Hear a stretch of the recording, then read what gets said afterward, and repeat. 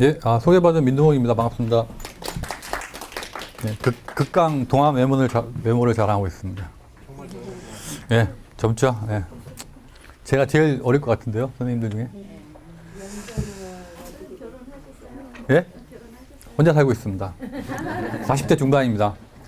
예, 46입니다. 예. 예, 뭐, 말씀드린 것처럼 서울에서 활동하고 있고요. 저도 한 5년 전에 시흥 살았어요. 저기 대하동하고 신천동하고 살았었다가 서울 살고 있고요. 농사는 200평 정도. 제가 한 6년 전에는 700평 했는데요. 혼자 도저히 못 하겠더라고요. 때려주기도 안 돼요. 한 3분의 1은 놀아요, 땅이. 그래가지고 줄이고 이래가지고 결국은 200평 정도에서 딱 멈췄습니다. 그러고 뭐 말씀드린 대로 서울은 뭐 지금 구별로 도시농업 관련해서 이렇게 도시농업 네트워크라는 이름으로 활동하고 있고요. 통상 이제 저희들이 농부학교 같은 거 교육하고 뭐 토종농자 보급이나 채종 관련한 사업하고요. 이게 뭐 보면 이제 농부학교 같은 경우가 예를 들면 농사 짓는 방법에 대한 거, 뭐 퇴비 만드는 방법 또는 최근에 이제 뭐 천연농약 만드는 방법 뭐 이런 거에 대한 기술적인 부분도 있지만 뭐 농사 짓는 그러니까 농법 혹시 뭐 꿈의 농법 이런 얘기 들어보셨어요? 들어보셨어요? 꿈의 농법? 모종 처음 할 때 물 한 번 확 주고 그 다음부터 물 한 번도 안 주는 거예요. 근데 잘 자라. 뭐 이런 거 있어요. 그다음 뭐 자연농법 뭐 이런 거 들어보셨죠? 기적의 농법 이런 거 들어보셨죠? 사과가 썩지 않는다 뭐 이런 거. 이게 방식이 여러 가지가 있거든요. 근데 그런 각각의 방식들에 대한 것 중에 그것이 어떤 원리를 갖고 있는지 뭐 이런 설명드리는 것도 있고 먹거리 관련해서 최근에 이제 뭐 여러 가지 문제들이 있으니까 그런 거 관련한 뭐 정보를 제공하기도 하고 있습니다. 오늘은 원래 제가 오전이었거든요. 안 대표님이 갑자기 시간이 바꾸자 그래가지고 바꿨는데 점심시간 뒤라는 이런 맹점이 있었네요. 3시까지 예정돼 있기 때문에 짧게 설명드리는 걸로 하고요.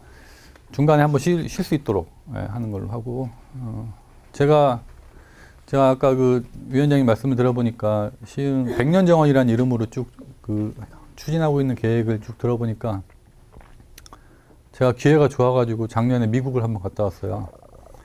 그 뉴욕이랑 시카고 쪽에 도시농업을 보고 왔는데 시흥이 뉴욕이랑 되게 비슷한 느낌이더라고요. 취지나 방향이나 어떤 추진하는 계획이나 이런 것들이. 그래서 앞부분에 제가 뭐 말씀드리려고 하는 왜 도시에서 농사인지에 대한 왜 농업을 얘기하는지 이런 거에 대한 거. 그 다음에 뒷부분은 해외 사례를 좀 제가 좀 보여드리면 선생님들이 좀 시흥에서 활동하시는데 좀 도움이 되지 않을까. 그렇게 해서 설명드리도록 하겠습니다. 도시농업 이렇게 말씀드리면 하시면 좀 약간 중심이 달라요. 도시농업이면은 어디가 중심일까요? 그러니까 도시를 좀 더 강하게 부각하시는 활동이 있어요. 예를 들면 도시에서 농업을 하지만 이게 이제 예를 들면 도시 내에서의 뭐 음식물 쓰레기를 없애는 이런 개념 또는 도시의 재생, 도시 계획적 측면에서의 녹지의 공간 확보 이런 걸 중심으로 하는 활동이 있고 농업을 중심으로 놓고 하는 활동이 또 있어요. 그리고 이제 그 두 개를 그냥 합쳐서 어중간하게 어떤 포지션, 어떤 역할을 하겠다 이렇게 얘기하시는 분들도 있고 그 다음에 이제 한국말로 표현하기가 좀 그래서 그럴지 모르겠는데 가든이라고 해서 일반적으로 그냥 정원 하자 이렇게 보통 이제 미국이나 캐나다가 가든을 많이 쓰거든요. 또는 가드닝 뭐 이런 거 하기도 하고 또 이제 어반 가든이라 가지고 도심 주변의 어떤 정원 뭐 이런 형태로 표현하긴 하는데 저는 오늘 말씀드리는 거는 도시농업에서 약간 농업 쪽 그리고 좀 더 가면 그래서 도시와 농업 뭐 이런 부분을 좀 설명드린다고 이해하시면 되겠습니다. 최초의 인류라고 알려져 있습니다. 인간이 아마 지구 나이가 45억 살이에요. 그죠? 45억 년 됐어요, 지구가. 인간이 이 지구라는 땅에 살기 시작한 거는 길게 보면은 80만 년? 짧게 보면 30만 년 정도 거죠. 그리고 최근에 이제 저런 최초의 인류라고 하는 집단이 이제 나타나기 시작하면서 살 수 있었던 가장 큰 힘 중에 하나가 뭐냐면 농사였던 거죠. 그 전에 적어도 길게 보면은 75만 년, 짧게 보면 25만 년 동안은 채집하며 살았던 거죠. 근데 어느 순간 농사라고 하는 공동생활을 시작하게 된 겁니다. 그 힘으로 인류가 발전할 수 있었던 원동력이 곧 농사였다라고 하는 거죠. 근데 지금 그런데 우리는 언제부터 농사를 지었을까? 이 벽시입니다. 몇 년 됐을 것 같으세요? 2000년. 우리나라 역사가 5000년이에요, 선생님. 네. 최소 5000년 이상은 쓰셔야 되지 않을까요? 얼마나 됐을까요? 4만 5천년이요. 그러니까 인간이 본격적으로 농경을 시작한 거를 통상 우리 역사로 보면 5000년 또는 10,000년 정도라고 얘기를 하는데요. 이게 충북 청원에서 나온 소로리에 나온 벽시예요. 방사선 탄소 측정을 해보니까 15,000년 나왔습니다. 충북 청원 지역에서는 15,000년 전에 이미 농사라고 하는 행위가 이루어졌고 그를 통해 공동체, 집단이 형성되어 있었다고 하는 거죠. 그리고 농사라고 하는 게 도시를 형성했다고 하는 거고요. 학자들 중에는 약간 논쟁이 있어요. 왜냐하면 쌀이 저쪽 이집트에서 왔다는 학설이 지금은 정통인데 이게 15,000년에 밝혀졌거든요. 그건 만 년 전부터 시작됐다고 하는데 그러니까 조금 이 이후에 어떤 증거가 없기 때문에 학계에서 더 발표를 못하는 걸지도 모르겠는데 여튼 인간은 15,000년부터 농사를 지어왔고 공동체 생활을 해왔다. 그리고 그 과정을 통해서 성장 발전해 왔다라고 하는 거죠. 이 농사가 급격하게 바뀌기 시작합니다. 언제부터요? 흔히 말하는 산업혁명 그리고 대충 얘기하면은 1950년도부터 농사가 바뀝니다. 급속하게 산업화되고요, 규모화되고요. 그러니까 이른바 산업혁명이라고 하지 않습니까? 장시간 노동하고 아동 착취하고 막 이런 어떤 발전을 통해서 농사도 규모화되고 빠른 시간 내에 성장하고 이렇게 된 거죠. 그러니까 예를 들면 100평에서 벼가 10가마 나왔다. 근데 200평이면 20가마 나오잖아요. 그러면 내가 100평 농사져서 10가마 팔았을 때하고 옆 사람이 200평 져가지고 20가마 팔았을 때하고 200평 져서 20가마 판 사람이 더 돈을 많이 벌 거 아닙니까? 그래서 점점점 땅을 넓히기 시작한 거죠. 땅을 넓히기 시작하면 어떻게 돼요? 그만큼 또 화학비료를 많이 붓게 되고 그래서 이제 이게 나름 이렇게 뭐라 그러죠? 이 순환의 악순환이라고 하는데 비료를 많이 쓰게 되면은 결국은 토양은 점점 안 좋아지고요. 그 다음에 농약 사용량이 많아지면은 벌레를 해결하는 능력이 없어지게 되고 여러 가지. 그러니까 그런 것들이 한쪽에서는 좋은 측면이라고 얘기할 수 없지만 성장하는 분이 결국은 궁극적으로는 더 악순환을 빠지게 한다라고 하는 거죠. 이 구조가 1960년, 1950년도부터 한 50년, 60년 이어져 온 거죠. 한국은 1970년대부터 화학비료 사용 시작했거든요. 우리 50년밖에 안 돼요. 근데 시골에 가면요, 할머님, 어르신들 보면 농사 지려고 그러면 약쳐야 된다고, 퇴비가 많이 넣어야 된다고 항상 그러시거든요. 그 얘기 한 지 50년밖에 안 됐어요. 적어도 4천 몇 년 동안은 그러지 않고 농사를 지어왔다고 하는 거죠. 그래서 단 50년 동안 우리 사회가 급속하게 발전하고 변화가 있었고 또 그로부터 굉장히 다양한 문제들이 발생하고 해왔다. 반면에 수많은 수천 년, 수십만 년 이상 동안 우리는 농사라고 하는 기본 본류를 통해서 우리가 성장해 왔다라고 하는 사실을 지금은 너무 많이 잊어버리고 있는 것 같다라고 하는 거죠. 그래서 대량 생산과 빨리 생산. 딸기가 제철이 언제인지 아세요? 예? 네, 5월입니다. 지금은요? 5월달 딸기 없어요. 지금은 겨울에 나와요. 5월에 딸기 없습니다. 끝물입니다. 근데 딸기가 왜 5월달에 먹는지 아세요? 제철인지 아세요? 딸기는 약간 찬성질이 있습니다.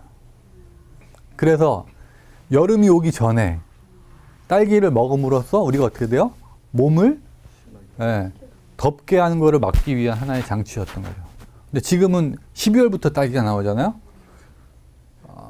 아주 정말 예외적인 경우인데 딸기 먹고 감기 걸리시는 분이 있어요. 그분은 체질이 굉장히 민감하신 거죠. 거짓말이 아닙니다. 그러니까 우리가 여기서 제철 채소, 제철 먹거리라고 하는 이유는 그때그때 우리가 먹었던 것들이 그 개가 그때 태어나기 때문에가 아니라 그때 개를 먹음으로써 우리가 건강하게 몸을 보호할 수 있었기 때문인 거죠. 예. 그리고 이제 장거리 유통이라고 하는 거죠. 통상적으로 대한민국의 농산물은 무조건 가락시장으로 올라옵니다. 올라온 양이 전체 농산물 생산량의 80% 정도 됩니다. 그때 다시 내려가요. 예. 그리고 그보다 더 큰 건 뭐예요? 대부분 다 외국에서 오죠. 예. 그 다음에 몇 개 농식품 기업이 먹거리를 다 좌지우지합니다. 여기 나오는 카길, 뭐 ADM, 코나그라, 번기 저런 거는 주로 외국계 기업이긴 한데 우리도 저기로부터 자유롭지 않고요. 예를 들면 카길은 우리나라 곡물 수출 80% 정도 담당하고 있어요. 카길이 아마 곡물을 수출 안 하면은 한 절반 이상 굶어 죽을걸요. 예. 그리고 우리 현재 마트 같은 데 가보셔요. 먹거리 관련해서 만드는 회사가 몇 개 없죠. 딱 4-5개가 다 아닌가요? 예. 그들이 만든 거를 우리가 다 이름은 여러 가지죠. 무슨 100% 뭐 토종, 뭐 전통 뭐 이렇게 이름을 붙이고 있지만 실제로 만드는 회사는 4-5개가 다다라고 합니다. 그런 현재 상황이고요. 뭐 이거는 뭐 그냥 몇 가지인데 전 세계적으로 먹거리 50%가 쓰레기로 벌어집니다. 서울시는 1년 동안 음식물 쓰레기 처리 비용을 한 해 18조 정도 씁니다. 서울시만요. 1200만 살지 않습니까? 예. 근데 이게 예를 들면 뭐 최근 뭐 반찬 줄이기 뭐 여러 가지 뭐 생활 운동을 하긴 하는데 우리가 먹거리를 정말 필요한 만큼만 먹게 된다면 그 양이 사회적 비용이 엄청 줄겠죠. 예. 그래서 농사가 꼭 내가 농업이 농사를 져서 내가 먹는다는 것에 끝나는 게 아니라 이 생산에서 소비라고 하는 과정에서의 굉장히 산업적인, 문화적인, 뭐 여러 가지 복합적인 이런 것들이 다 연결돼 있는 거거든요. 그런 부분들이 많이 심각하다라고 하는 거고, 세계 11대 주요 사망 원인 중에 우리나라 무슨 심혈관, 뭐 암, 뭐 이런 게 많이 사망할 것 같죠. 전 세계적으로 기아와 굶주림에 의해 사망하는 비율이 더 많습니다. 우리나라 안 그런 것 같죠. 언론에 잘 안 나오지 않습니까? 예전에 무슨 송파 모녀 사건인가요? 그냥 간혹가다 이렇게 한번 언론 보도되니까 그렇지. 우리나라도 항상적으로 굶주림에 시달리는 사람이 전체 인구 대비해서 10%에서 20% 정도 된다고 얘기해요. 근데 잘 드러나지 않다 뿐이죠. 그래서 그만큼 먹거리가 중요하다라고 하는 겁니다. 명태. 잘생겼죠? 혹시 명태를 부르는 다른 이름이 뭐가 있는지 아십니까? 예, 예. 그게 총 몇 가지인지 아세요? 많다는 건 알아요. 예. 그렇게 불려지는 이름이요. 우리가 쭉 그동안 불렀던 거 이름 합쳐보면 64개입니다. 64가, 그러니까 하나의 생명 또는 어떤 뭐 먹거리가 64가지 정도로 불려지는 거는 명태만 한 게 없어요. 그 얘기는 뭐예요? 적어도 64가지 이상의 만드는 방법이 있다는 얘기죠. 예를 들면 뭐 황태, 크기에 따라, 상태에 따라, 시기에 따라, 지역에 따라, 어떻게 잡는 방법에 따라, 가공 과정에 따라 이름이 다 달라요. 시기는 1태, 2태, 3태, 4태, 1월에 잡는 거, 2월에 잡는 거, 3월에 잡는 거, 뭐 황태, 생태, 북어, 코다리, 홀태, 알배기, 먹태, 깡태, 이거는 가공 말리는 과정에서, 먹태는 말리다가 실패한 거, 뭐 이런 거. 그다음 망태, 조태, 이거는 그물로 잡냐, 낚시로 잡냐. 원양태, 지방태는 멀리서 잡았냐, 가까이서 잡았냐. 뭐. 그러니까 이름이 굉장히 달라요. 그러니까 우리가 먹거리에 관련해서 그만큼 굉장히 풍부하고 다양하고 그런 뭐라 하죠?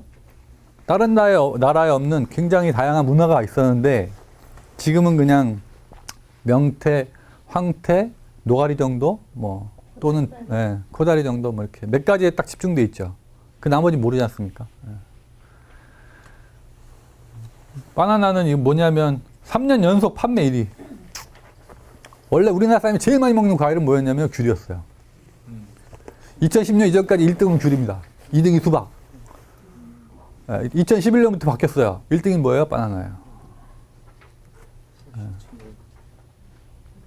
근데 이게 작년 얘기인데 식약처가 작년 11월에 22일에 26일하고 수입 바나나 수거했어요. 조사해봤어요. 그때 뭐가 나왔어요? 농약이 나왔어요.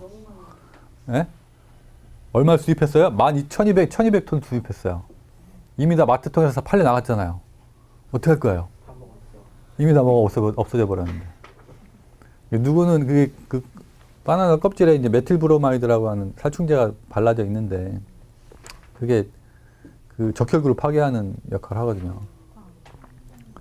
그래서 뭐 어떤 분은 그 맨손으로 까지 마라 뭐 여러 가지 얘기를 하시는데 여튼 지금 현재 우리 먹거리가 굉장히 심각하게 위협받고 있다라고 하는 겁니다. 통상 크게 먹거리가 글로벌 푸드, 가공식품, 패스트푸드, GMO 이런 형태로 현재 우리 식문화를 차지하고 있다라고 하는 겁니다. 글로벌 푸드는 말 그대로 아까 말씀드린 것처럼 해외에서 온다라고 하는 겁니다. 이게 이제 제가 97년부터 대충 이 먹거리 관련해서 사고 난 거 저거 정리해 본 거거든요.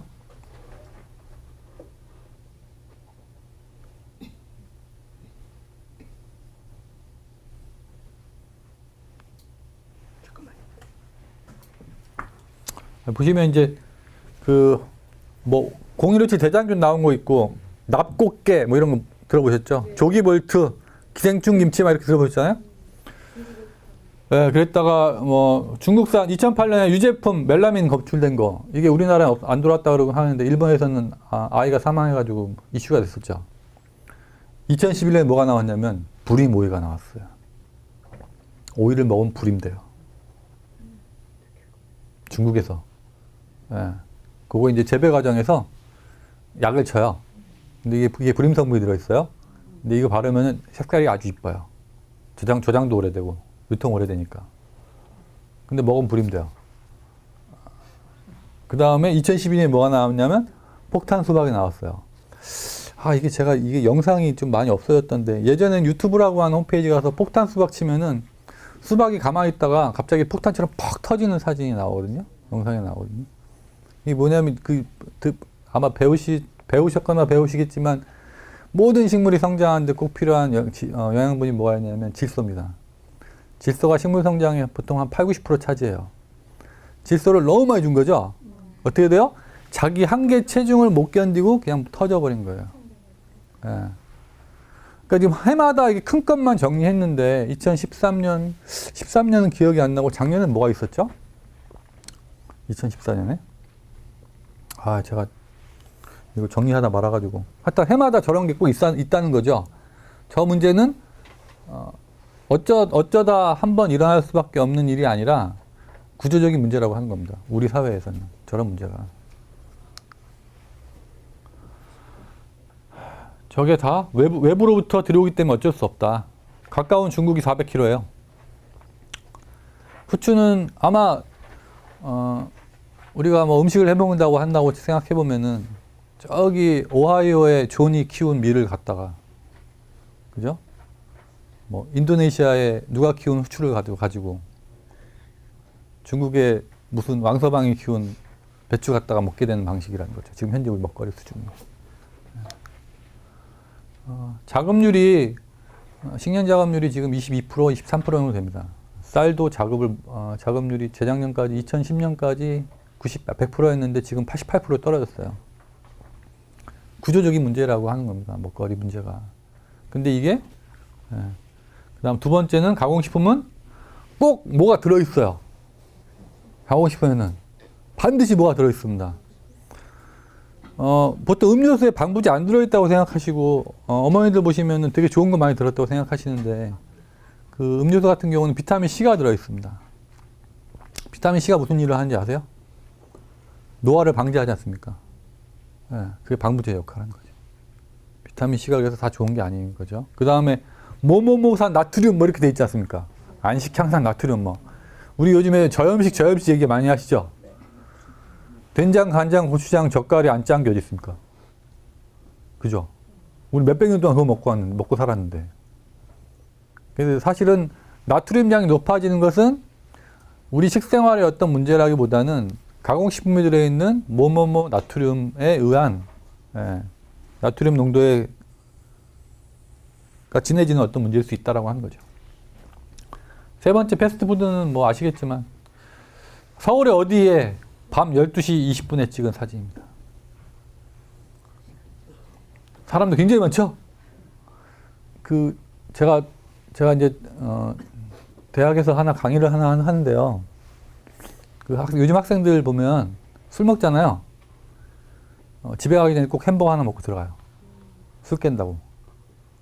그 비율이, 제가 한 3, 40명 되는데, 제 강좌 듣는 학생들이 한 20% 정도 돼요, 평균. 그런 애들이 있어요. 네. 근데 보통 가공식품이나 패스트푸드에 들어가 있는 어떤 음식을 먹게 되면 어떻게 돼요? 뭐 어떤 정서 불안정을 느낀다거나 행동장애 보인다거나 성격장애 보인다거나 이런 문제가 있죠. 네 번째 뭐 GMO인데 GMO는 아시다시피 우리나라가 수입 1위예요. GMO 식품. 콩 100% 이렇게 써 있죠. 네, 국내에서 직접 짠. 그 뒷면 하면 어떻게 돼요? 수입산하고 가로열고 콩 100% 돼 있죠. 그게 다 GMO입니다. 콩기름, 카놀라유, 옥수수유는 99.9% GMO라고 보시는 게 맞죠. 네, 그래서 왜 그러냐면 미국이 재배 면적 전체 재배 면적 중에 45%가 다 GMO예요. 미국 땅덩어리의 절반이 GMO라는 거죠. 그 얘기는 뭐예요? 어딘가로 다 수출한다는 거고요. 그 수출한 것 중에 제일 많이 수입한 나라 우리라고 하는 거죠. 네, 그걸 먹으면 어떤 문제가 발생하나?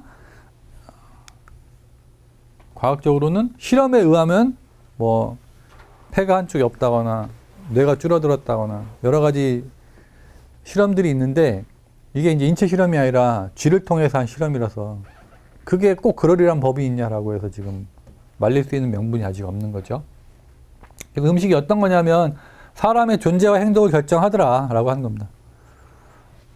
그래서 패스트푸드 같은 경우 섭취할 경우에 주의력 결핍 행동 과잉 장애 또는 틱이라고 하죠. 왜? 그런 증상을 보이는 경우가 잘못된 식습관 때문에 그렇다라고 하는 거죠.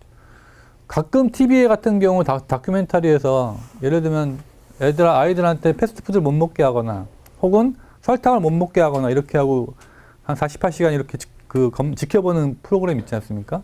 어떤 행동을 보이잖아요. 그런 것들이 우리 행동에 또 우리 건강에 안 좋은 결과를 주고 있다라고 하는 거죠. 그다음 건강을 좌우합니다. 그쵸? 먹으면 우리가 먹어야 살 수 있을 거 아닙니까? 근데 그 먹어야 살 수 있는데 건강한 먹거리를 먹으면 어떻게 됐어요? 건강한 삶을 유지하게 되겠죠? 근데 건강하지 못한 먹거리를 먹게 되면 다양한 질병을 얻을 수밖에 없다라고 하는 겁니다. 최근에 뭐 아토피나 또는 다른 어떤 심혈관 질환 같은 경우는 먹거리로부터 발생한다라고 하는 게 보통 일반적인 학계의 예측인데 먹고 싶은 거 막 먹어서 40대, 50대 때 뭐 심혈관 질환이나 또는 뇌질환 같은 걸 얻어서 10년 이상 병원에서 생활해서 장수하는 게 좋은 건강한 삶인 건지, 아니면 건강하게 먹고 꾸준하게 이렇게 운동하면서 사는 것이 더 건강한 삶인 건지, 삶의 질과 삶의 가치라고 하는 측면에서 보면 어떤 것이 더 바른 거냐, 좋은 거냐라는 부분을 한 번쯤 생각해 볼 수 있지 않겠냐라고 하는 거고요. 또 이제 우리 원래 전통 의식 중에 그런 게 있답니다. 약식동원의 원리라고 하는 건데, 히포크라테스라고 하는 서양 의사도 그랬다고 하더라고요. 음식으로 못 고치는 병은 못 고친다고. 근데 예를 들면 사람이 어떤 질병이 발생하면 그 주변에 나는 어떤 것이 그 질병을 치료하는 성분이 담겨 있다, 또 이런 얘기를 하더라고요. 혹시 쌀국수 같은 거, 베트남 쌀국수 같은 거 드셔보셨나요? 우리나라는 좀 약하긴 한데 이것저것 풀 같은 거랑 소스를 넣잖아요. 그 풀은 뭐냐면은 그쪽 사람들한테는 몸 안에 면역 체계를 작동시켜주는 어떤 역할을 하는 거죠. 향이. 그렇잖아요. 우리가 보통 또 일본 애들이 예전에 보면은 마늘 냄새 난다고 막 얘기하는 건 뭐냐면 우리가 마늘을 먹음으로써 우리 몸 안에 어떤 살균과 면역 작용을 높이기 위한 과정이죠. 근데 그런 부분들을 음식이 좌우하더라. 사회적으로는 뭐 그렇죠. 국가가 만들어질 수 있었던 힘은 뭐였냐면 두 가지입니다. 하나는 외부로부터의 어떤 침입, 사람이든 동물이건 어떤 외부로부터 침입으로부터 나를 지켜줄 것. 두 번째는 내가 그런 공동체 안에서 안정적으로 먹고 살 수 있는 어떤 것들을 제공해 줄 것. 이게 국가 성립의 요소예요. 국가가 처음 만들어질 수 있었던 원인, 이유 중에 하나가. 근데 먹거리 관련해서는 지금 지구상에서 국가가 책임지고 있는 나라가 거의 없습니다. 다 시장에 맡기죠. 사서 먹잖아요. 근데 요게요, 요 사서 먹기 시작한 게 있잖아요. 우리나라도 얼마 안 돼요. 사서 먹기 시작한 게. 아까 농약 사용하기 시작한 50년도 정도, 또 예전에 조선시대 정도만 하더라도 1800년도, 그러니까 1900년도만 하더라도 주막이나 이런 데가 많지 않았어요. 예, 주막은 정말 어디 과거 보러 가거나 이럴 때 위해서 하는 거지 대부분은 다 자급했단 말이죠. 부족한 것은 장에 가서 교환하고. 예, 시장에 맡겨지지 않았단 말이죠. 지금은 어떻게 돼요? 다 사지 않습니까? 그런 것들이 사회적으로는 음식, 농업이 이제 그런 작용을 하더라라고 하는 거고요. 그 다음에 농업이 식량 생산 이외에 원료 생산과 노동력 공급의 기능을 가지더라라고 하는 거고, 뭐 저 밑에 있는 예를 들면 농업이 가지는 전통적 가치, 전통 문화에 대한 거, 뭐 수질 보호, 생태 함양, 뭐 토양 보전, 전통 문화 여러 가지 기능들이 있는데 그런 각각의 기능들이 굉장히 다양한 기능들을 갖고 있더라라고 하는 겁니다. 그래서 음식과 식량이 개인과 사회한테 매우 중요한 문제임에도 불구하고 개인 정부는 음식과 식량의 중요성을 상당히 경시한다. 그쵸? 선생님들 드시는 거 관련해서 혹시 생각 그렇게 많이 하고 드시지 않잖아요? 보통 그리고 우리 애들은요, 밥 먹을 때 뭘 하냐면요, 평균 식사 드시는 시간이, 밥 드시는 시간이 30분 넘어가시는 분 없죠? 보통은 20분 내외로 다 식사하시거든요. 네, 굉장히 빨리 먹죠. 그리고 그 20분 동안 뭐 하세요? 애들은 스마트폰 보면서 먹고요. 아버님들은 TV 보면서 드시고요. 그죠? 집중하지 않아요, 먹는 거에. 그죠? 근데 그걸 안 드시면은 사실 수 없는데 그 시간이 굉장히 하루 24시간 중에 그래서 내가 먹음으로 인해서 내 생명을 유지하고 내가 더 건강하게 살 수 있고 내 삶의 원동력이 되는 먹는 행위를 1시간을 채 안 써요, 우리가. 예. 그게 정말 좋은 거냐는 거죠. 예. 그 다음에 뭐 개인의 경우 종종 이름난 브랜드의 옷이나 가방을 사기 위해서 음식을 줄이기도 해요. 예? 음식 사는 비용을 줄여요. 또는 애들한테 도시락 싸주거나 이런 거 힘들면은 돈 주고 사 먹으라 그러면 애들 그거 뭐예요? 그 돈 갖고 삼각김밥 사 먹어요. 남는 돈으로 다른 거 쓰고 막, 그죠? 그 다음에 정부 같은 경우도 다른 산업을 위해서 라는 명목으로 농업을 약간 천시하기도 합니다. 그게 사람이 농사를 통해서 우리가 인류가 성장해왔고 발전해왔고 지금의 이 상태를 유지할 수 있었던 원동력임에도 불구하고 이거를 이렇게 함부로 하더라라고 하는 거죠. 개인도, 사회도, 국가도. 특히 이제 우리 같은 경우는 그런 문제에 있어서 작업률도 낮죠. 농촌 현실은 65세 이상이 정부 통계가 45%예요. 10년 정도 지나면 자동적으로 농민 전체 인구가 절반 이상으로 뚝 떨어진다는 거죠. 자, 그러면 선생님들 이제 뭐 정원, 뭐 커뮤니티 가든 이런 거 하신다고 하시니까 꽃 혹은 텃밭을 키우시는 데 있어서 내가 농사 짓는 방법을 배우려면 얼마의 시간이 필요할까요? 배워도 끝도 없어요. 자, 예를 들면 농사 진지 제가 10년 됐다. 이 얘기는 뭐예요? 10번 농사였다. 네, 딱 10번 했다는 거예요. 1년에 한 번이나 습니까? 그죠? 근데 30년, 40년 농사하신 분도 수확할 때쯤 되면 어떻게 돼요? 아, 내가 이제 좀 농사를 좀 알겠다. 라고 하는 게 농사거든요. 예? 근데 인구가 줄어들고 그 재배 관련한 기술이 점점 없어지면 어떻게 돼요? 씨앗이 있어도 어떻게 해서 해 먹을 줄 몰라서 죽을 수도 있는 거죠. 예. 지금 굉장히 그런 시대인 거죠.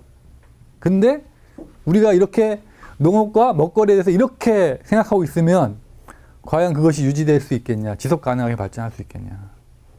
그게 없으면 살 수가 없는데도 불구하고 우리가 너무 다른 거에 신경 쓰지 않냐라고 하는 게 제가 말씀드리고 싶은 제일 큰 말씀이고, 그래서 뭐냐면 도시농업이라고 하는 게 지금 많은 도시민들한테 관심이 되고 호기심이 생기고 한번 참여해보고 싶다라고 생각되는 이유는 그런 복합적인 문제가 있다라고 하는 거죠. 그렇게 해서 자, 이제 서울 건데요. 이게 이제 맨 왼쪽이 1957년 서울 모습이야. 제일 오른쪽이 97년이에요. 굉장히 넓죠. 아, 제가 여기 오는데 2시간 반 걸렸어요. KTX 타고 대전은 2번 왔다 갔다 할 수 있는 시간이죠. 서쪽 끝에서 이 동쪽 끝에 가는데 지하철로만 1시간 반이에요. 세상에. 이런 데가 어디 있습니까? 우리나라 되게 기형적인 도시예요. 나라예요. 서울이요. 전체 인구의 거의 30-40%예요. 1200만이죠. 그죠? 근데 농지는 없어요. 그리고 모든 농산물은 다 서울로 왔다가 다 빠져나가고, 어쨌든 경기의 중심이 서울 아닙니까? 그래서 저희 농민들 중에 그런 분도 있어요. 서울 사람들은 겁도 없다고. 갑자기 전기 한번 뚝 끊기고 식량 한번 뚝 끊기면 어떻게 살려고 저렇게 멀쩡하게 사는지 모르겠다고. 시골은요, 굶어 죽는 사람은 없어요. 애가 굶주리죠? 일 못하죠? 어떻게 돼요? 김치라도 하나 주고 쌀이라도 한 대 주고, 야, 너 여기 저기 밭일 있는데 와서 너 이리 와서 일이나 좀 도와라. 아주 낮은 수준의 사회 안전망이 있어요. 도시는 어떻게 돼요? 옆집에 누가 사는지도 몰라요. 주거지도 모르지 않습니까? 굉장히 넓은 거죠. 그래서 삶의 질이 75위예요.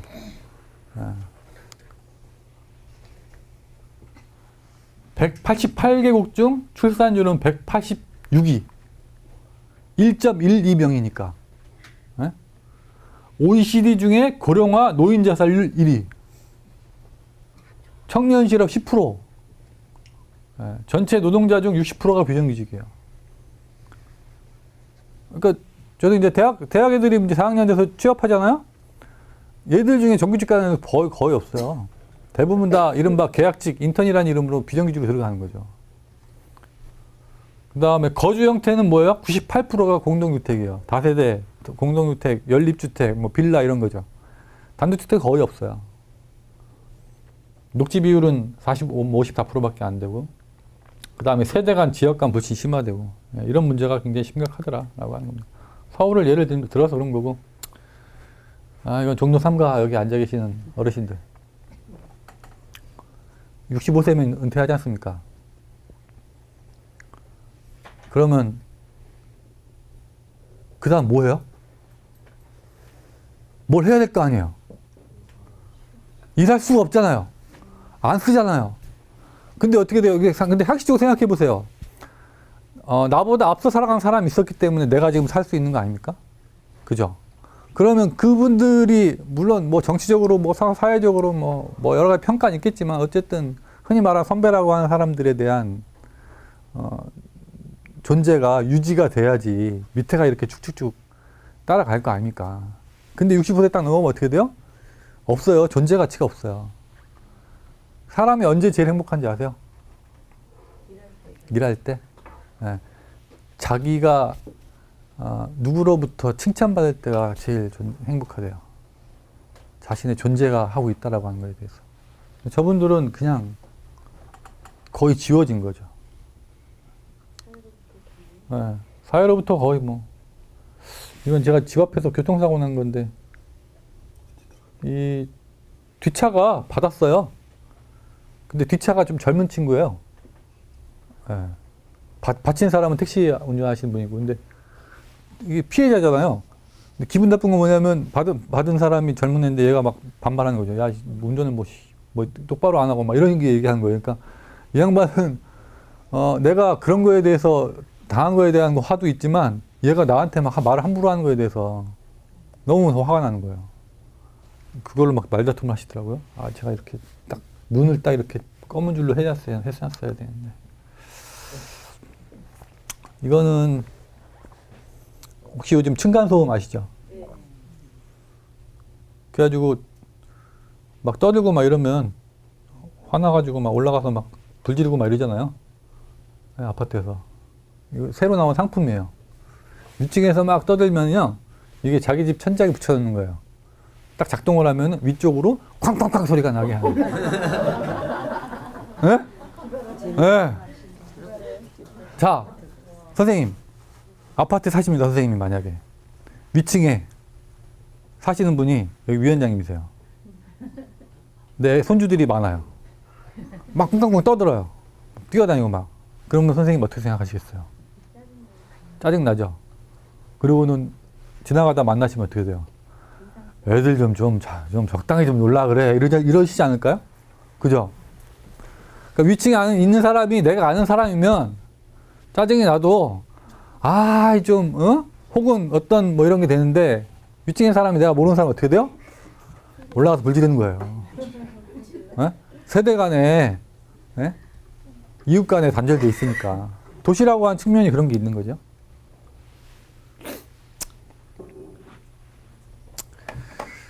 그래서 저런 도시의 모습들이 우리가 뭔가 새로운 것을 찾으려고 하는 또는 찾고 싶어하는 것들에 대한 탈출구를 많이 요구하고 있고 그 중에 하나가 저는 이제 도시농업이라고 생각하는 겁니다. 농업이 가지는 본성인 식량 생산과 먹거리라고 하는 측면과 또 농업이 가지는 굉장히 생태 환경적인 다양한 요소들이 복합적으로 해서 도시에서 농사 또는 정원 이런 거를 찾으려고 하는 것들이 현재를 살아가는 우리들의 모습이지 않을까라고 생각을 하는 거고요. 10분 정도 쉬었다가 사진이 많지는 않은데 어쨌든 해외 좀 다양한 모습들 지금 제가 보여드리면서 설명드리도록 하겠습니다. 자, 이제 빨리빨리 또 해서 3시간에 끝낼 수 있도록. 자, 아까 말씀드린 것처럼 우리가 이제 자본주의라고 하는 제도가 근 100년? 길게 보면 150년 정도 되는데 인간의 역사가 뭐 15,000년, 10만 년 이랬잖아요. 그 긴 시간을 놓고 보면은 150년은 정말 눈 깜짝할 사이죠. 근데 이 눈 깜짝할 사이에 굉장히 많은 변화를 겪었어요. 인류가 너무 많이 변화가 돼가지고 그거 변화가 쉽게 말하면 변화가 생기면은 그 변화에 따른 결과가 있을 거 아닙니까? 파장. 그것이 어떤 것들인지 나타나는지, 그로부터 생기는 어떤 문제들은 뭔지, 그 문제를 해결하고 또 어떤 변화를 시도하게 되면 그로부터 발생한 어떤 것들을 또 보고 해결하고 이런 식으로 변화한 게 아니라 그걸 해결하기도 전에 또 다른 변화가 된 거예요. 19세기 말에 산업혁명이라고 하는 거는 혁명이잖아요, 혁명. 완전 바뀐 거거든요. 그러니까 아까 제가 말씀드린 것처럼 하루 16시간 노동을 했대요, 그때. 그 다음에 10세 미만 아이들의 노동시간도 굉장히 길었고 다 굶주리고 막 딱딱한 빵 먹고 그러고 나서 이제 전쟁 2번 겪었지 않습니까? 그러면서 이제 사람들이 그 혁명의 시대에 적응하다 살려다 보니 너무나 힘든 거예요. 그래가지고 온갖 병이 생긴 거죠. 슈레버 모리츠라고 하는 의사예요. 저 양반한테 이제 가서 진단을 받은 거죠. 선생님, 제가 너무 머리가 아파서 일을 못 하겠습니다. 선생님, 저 계속 배가 아파요. 선생님, 저 뭐 허리가 아파요. 막 온갖 그 질병을 얘기했는데 이 양반이 햇볕을 쬐고 자연과 가깝게 텃밭을 하시오. 모든 질병의 해결이 뭐예요? 햇볕을 쬐고 자연과 함께 하시오라고 진단을 해줬어요. 실제로 그 처방을 받고 병이 나았다는 사람이 굉장히 많은 거예요. 저게 독일의 지금 얘기하는 클라이가르텐 정원의 시초예요. 1800년대. 그래서 독일 클라이가 아르텐이 이렇게 되어 있습니다. 저런 모습이죠. 시흥시라고 생각을 해보세요. 예? 딱 위에서 보면 저렇게 돼야 되는 거죠. 예, 저런 모습을 갖고 있고요. 요 오른쪽 아래가 그 지도인데 녹색 부분이 다 클라이가 아르텐이에요. 예. 10만 개. 10만 개. 처음에는 여기도 독일도 전쟁을 2번 겪었잖아요. 저 가르텐이 영어로 가든이에요. 정원이 식량 거기서 먹거리를 채취했단 말이에요. 근데 전쟁 끝나고 이제 2000년대, 1900년대 후반 뭐 이렇게 2000년대 들었으니까 어떻게 돼요? 그 정원처럼 운영하고 싶어 하니까 거기서 이제 레크레이션, 여가, 취미 뭐 여러 가지 이제 복합적인 기능을 작동하는 게 되는 거죠. 예. 여기는 독일은 클라이가르텐, 영국은 얼라트먼트. 예. 아 이거 너무 길다. 여기도 똑같아요. 여기도 전쟁 2번 겪었던 나라니까 예, 식량 보급을 하고 여기가 클라이가르텐 법이 만들어졌어요. 법이 언제 만들어졌냐? 1887년. 시흥시에 현재 도시농업 조례 있나요? 도시농업 지원 및 육성에 대한 조례 뭐 이런 거? 있을 거예요. 예. 그게 언제 제정됐을까요? 2010년 이후 또는 2008년 이용될 거거든요. 근데 영국은 1887년에 만든 거죠. 예. 굉장히 오래된 거죠. 러시아는 다차. 그런 어떤 그 나라마다 특징이 있어요. 여기가 다차가 나누어 주다라는 의미인데 인구 5명, 요 5분 중에 한 분은 다차를 갖고 있어요. 인구가, 비율이. 그래서 예전에 90년도에 소련이 붕괴됐지 않습니까? 그 막 사람들이 식료품점에 뭐 살려고 줄 서고 이랬잖아요. 통상 그 정도면 폭동이 일어나고 막 난리 났어야 되는데 다차가 어떻게 됐냐? 전체 농산물 중에 감자 83%, 양파 71%, 양배추 62%, 오이 58%를 자급하는 기능을 했어요. 그러니까 어떻게 돼요? 주식은 부족했을지 몰라도 예, 굶어 죽을 문제는 발생하지 않았던 거죠. 예. 그래서 다차가 러시아에서는 저런 모습을 하고 있고요. 예, 직접 감자 캐는 모습이고요. 약간 별장식 텃밭 이런 구조로 되어 있습니다. 다차를 이루고 있는 마을의 사진이고요. 이거는 일본 만화 중에 추억은 방울방울이라는 만화가 있어요. 1970년도에 이제 나온 만화인데 이 도쿄 사는 여성이 이 직장 생활이 너무 힘들어서 시골로 이제 동경하다 보니까 시골 내려간 거예요. 내려가서 이제 거기 농촌 총각이랑 만나서 결혼해요. 그런 데인데 이게 1982년에 나왔어요. 이 만화 영화가 이걸 보고 일본이 다 귀농을 시작해요. 너무 감동받아가지고. 사실 만화는 그렇게 재밌진 않아요. 근데 이제 일본은 약간 그쪽 문화가 만화를 보는 문화 아닙니까? 이제 저걸 보고 사람들이 아 우리도 맞아 옛날에 저렇게 살았지 막 이러면서 귀농을 시작하죠. 여기 시민농원이라고 하는 데고 여기 도쿄 부근인데 여기는 체험농원이에요. 체험농원. 우리는 보통 주말농장 그러면은 뭐 한 사람당 2.5평 뭐 5평 뭐 이렇게 분양하죠. 여기는 체험농원이에요. 분양은 하는데 자기가 심고 싶은 거 심는 게 아니에요. 심으라는 것만 심어야 돼요. 공부하는 농원이죠. 공부하는 농원 한마디로. 1년 동안 농사 져보는 농원이에요. 예. 그래서 번호판들이 되고 심는 위치가 다 똑같아요. 농사 가르쳐 주는 거니까요. 파를 이제 일본 사람들이 파 하얀 부분을 좋아한대요. 그래가지고 이렇게 홈을 파가지고 심잖아요. 파 하얀 부분은 연백부를 길게 하려고 하는 거는 햇볕을 안 받아야 되지 않습니까? 성장하면 흙으로 덮어주고 하니까 흰 부분을 길게 만들 수 있죠. 예, 저렇게 해서 이제 보통 이제 감자 할 때 북주기 하는 거랑 비슷하죠. 예. 이거는 그 체험농장 앞에 있는 자판기예요. 그래서 저 체험농장에서 체험하시던 분이 이제 뭐 공부하시면서 농사 지을 거 아니십니까? 이거 수확한 거 가져가는데 남으면은 자판기에 넣어놔요. 그럼 지나가는 주민이 500원 딱 넣고 문 열고 파든 뭐 깻잎이든 이렇게 가져가시는 거죠. 여기는 시민농원, 우리로 따지면 주말농장. 여기 분양형으로 하는 거고요. 여기 60만 도시인데 가와사키시가 여기 주말농장 안에 있는 농기구 보관함이고요. 주의사항, 이용 안내, 뭐 개장 시간 몇 시, 쓰레기 가져가고 뭐 남겨두지 마시오, 뭐 이런 거 쭉 정리된 거죠. 있네요. 이용 시간 내 수확 가능한 작물로 재배하고 농기구 사용 후 깨끗이 반납, 물 아껴서 써주세요. 농약은 사용하지 말 것, 뭐 이런 게 딱 적혀 있는 거죠. 요거는 뭘 것 같으세요? 옥상? 옥상은 아닐 것 같지 않나요? 건물이 저 뒤에 있는데 장애인 텃밭입니다. 휠체어 쓰고 할 수 있도록. 예, 그러니까 도시에서 하는 거니까 사회적 약자에 대한 어떤 뭐 배려 이런 측면이 여기가 1980년도도 시작했으니까 우리보다 좀 빠른 거죠. 그런 건 괜찮지 않나요? 이런 모습이고요. 보통 우리 주말농장에서 하는 것처럼 비슷해요. 수건 하나씩 두르시고 막 트레이닝 같은 거 입으시고. 이 우리가 주말농장 큰데 넓은 데는 민간 주말농장 같은 경우는 번호판 딱 돼 있고 3월 말에 가면 그죠?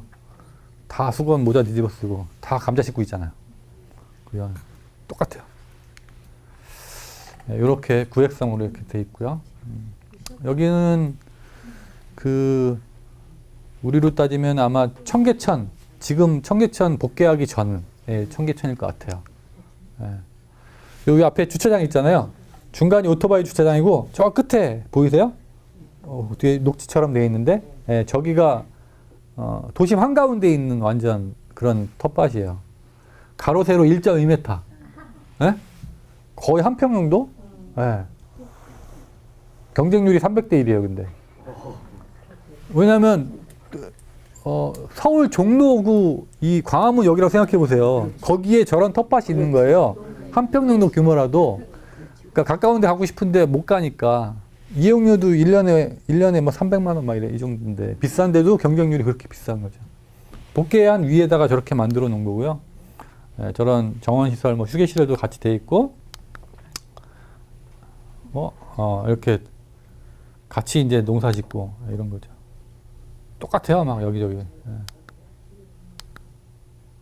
할머니하고 손자하고. 그러니까 이곳에서 아이들을 통해서 뭐라 그래요? 뭐 밥상 뭐 교육, 먹거리 교육, 뭐 노소 간의 뭐 소통 뭐 이런 게 다 되는 거죠.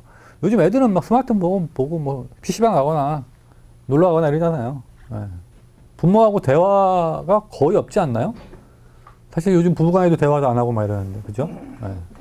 그런 것들이 이제 저런 걸 공간을 통해서 할 수가 있는 거고, 여기는 이제 도시농업 공원이에요, 공원. 공원을 아예 만들었어요.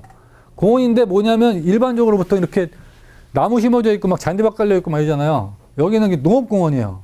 그래가지고 저런 전통가옥도 있고, 저런 뭐 휴게시설도 있고, 공원이기 때문에 공원으로서의 기능, 뭐 휴식, 시민들에 대한 휴식 제공 뭐 이런 것들도 하게 되고, 정원이나 뭐 이렇게 호수들, 연못들도 있고요. 저 안에 사무실이 있는데 여기 가면은 뭐예요? 상담소도 있어요. 그래서 내가 키우는 작물의 상태가 지금 이런데 이건 어떻게 돼? 왜 이러냐? 이렇게 문의하면은 그거에 대해서 진단도 해주고 방제에 대한 어떤 정보도 제공해주고 이런 사무실도 있는 거고. 그 안에는 그 농업공원 안에서 나오는 수확된 거를 판매하는 장터, 소규모 장터도 있고. 꽃도 있어요. 꼭 먹는 것만 심어져 있지 않고 꽃도 있고. 농업공원이니까요. 그리고 이렇게 휴식 공간도 있고 놀이 공간도 있고. 그래서 기존의 공원을 설치하고 이걸 유지해 관리하는 것보다 농업공원을 설치하고 유지 관리하는 게 경제적으로 한 3분의 1 정도 저렴하다 뭐 이런 영국 학자의 이런 논문도 있더라고요. 여기도 퇴비를 자체로 만들어요. 그 공원 안에서 나온 잔사나 뭐 이런 게 있을 거니까 만들어서 작업하는 방식으로 하는 방식이고요. 여기는 뭐가 좋을까? 시흥시청 옥상 굳이 표현하면 건물 옥상에 있는 텃밭이에요. 똑같죠. 1.1m 똑같아요. 다른 게 있다면 여기는 이렇게 상자로 만들어져 있고 벼도 심고 막 여러 가지 하는 거죠. 특징이 오른쪽 위에 보시면 밑에 바퀴가 달려 있어요. 움직일 수 있게 옥상에 있다 보니까 여기도 경쟁률이 꽤 세고요. 이 안에 수도 시설이랑 뭐 물 줄 수 있는 시설 돼 있고 여기도 개방 시간 쭉 나와 있고요. 이게 약간 일본은 좀 독특한데 이건 지하실에다가 만들어놨어요.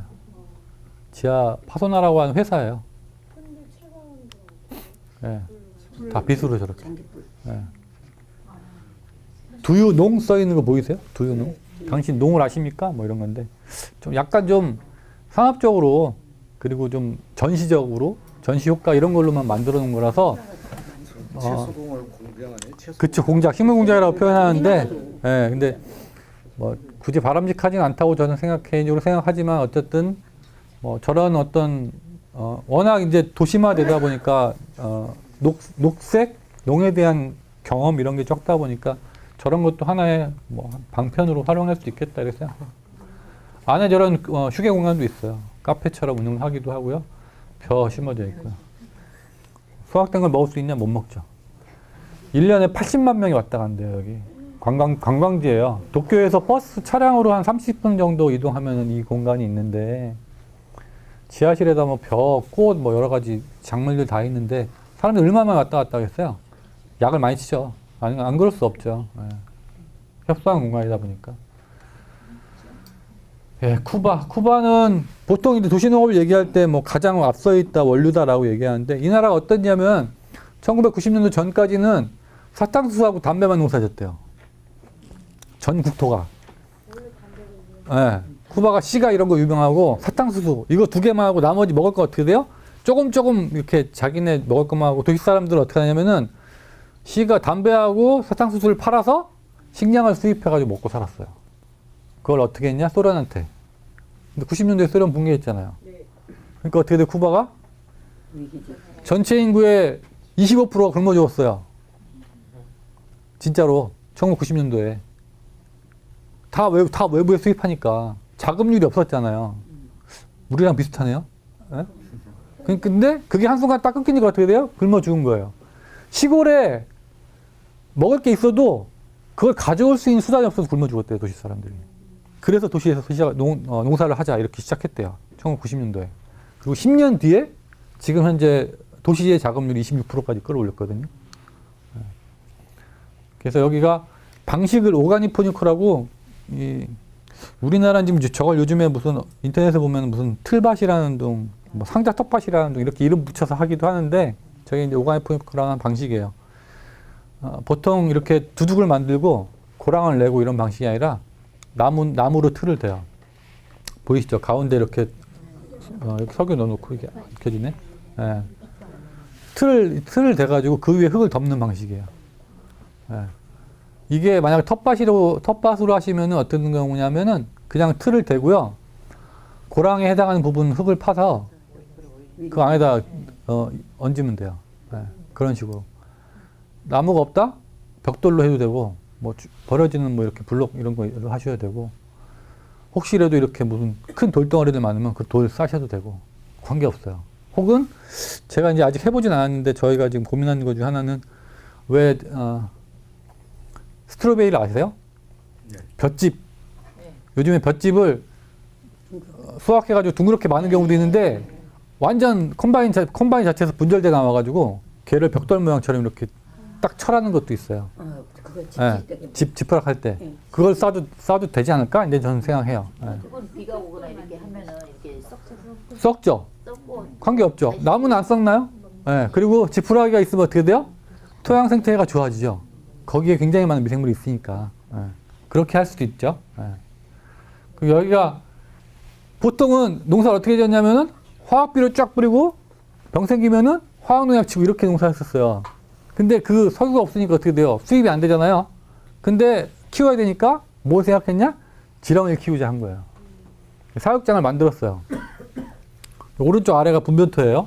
분변토 아시죠? 지렁이똥. 자연의 퇴비라고 하죠. 그 지렁이똥으로 만든 저건 일종의 퇴비차. 저를 퇴비차라고 2008년에 누가 얘기를 해가지고 지금은 퇴비차라고 하는데 지렁이 분변토로 활성화시킨 액비예요. 굳이 표현하면. 예. 저렇게 만드는 거고요. 이렇게 모종을 직접 키우기도 하고 여기가 예전 같았으면은 뭐 벌레 생기면 바로 약쳤단 말이에요. 근데 그걸 못 하니까 어떻게 돼요? 벌레가 있어도 속수무책일 거 아닙니까?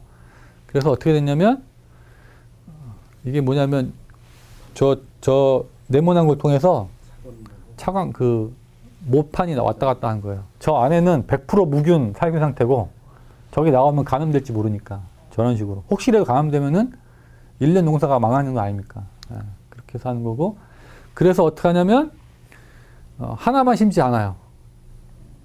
다른 거 같이 심어. 자연 방제가 될 수 있게. 메리골드 아시죠? 또 허브류. 또 뭐 있을까요? 메리골드, 허브류. 뭐 천년, 한년화, 한련화 이런 거가 향이 벌레들이 싫어요. 그러니까 어떻게 돼요? 그 다음에 혹은 혼작이라고 예를 들면 토마토랑 부추랑 같이 심으면 좋아요. 예를 들면 콩과 옥수수 같이 심으면 좋아요. 이런 조합이 있어요. 혼작인데 예를 들면 옥수수는 비료를 굉장히 많이 필요로 하고 콩은 비료가 필요 없어요. 오히려 비료를 만들죠. 그러니까 콩하고 옥수수를 심으면 어떻게 돼요? 콩이 비료를 만든 거를 옥수수가 먹게 되니까 서로한테 도움이 되는 거죠. 그 다음에 상호작용 또는 뭐 공생. 그래서 예를 들면 토마토하고 부추가 심으면은 뿌리에 나오는 어떤 발산되는 화학적 물질이 토양 속에 있는 어떤 질병을 예방하는 화학적 작용을 하기도 해요. 그런 조합이 있단 말이죠. 혼작 조합이. 이 사람들이 연구를 한 거예요. 그래가지고 어떤 조합이 가능한 건지. 그래서 두 개 이상을 항상 같이 심어요. 예? 그리고 말씀드린 것처럼 꼭 먹거리만 심진 않아요. 왜? 방제를 해야 되니까 화초를 활용하는 거죠. 허브류하고. 그래서 쿠바가 의학이 그래서 약간 예방의학이 발전돼 있어요. 병이 생기면 이걸 고치는 방식이 아니라 병 자체가 생기지 않게끔 예방하는 거. 그런 치료가 굉장히 유행하고 농사도 그래서 가능하면 질병이 생기지 않게 그 다음에 자연 스스로 방제가 될 수 있게. 그게 뭐 예를 들면 천연농약 얘기를 많이 하시는 분들 많은데 최근에 이제 어떤 분들은 천연농약 자체도 쓰지 말자 이런 얘기를 많이 하셔요. 뭐 사실은 뭐 주변에 있는 걸 활용해서 사실 만들어서 쓰는 건데 그것조차 사실은 인간의 개입이다.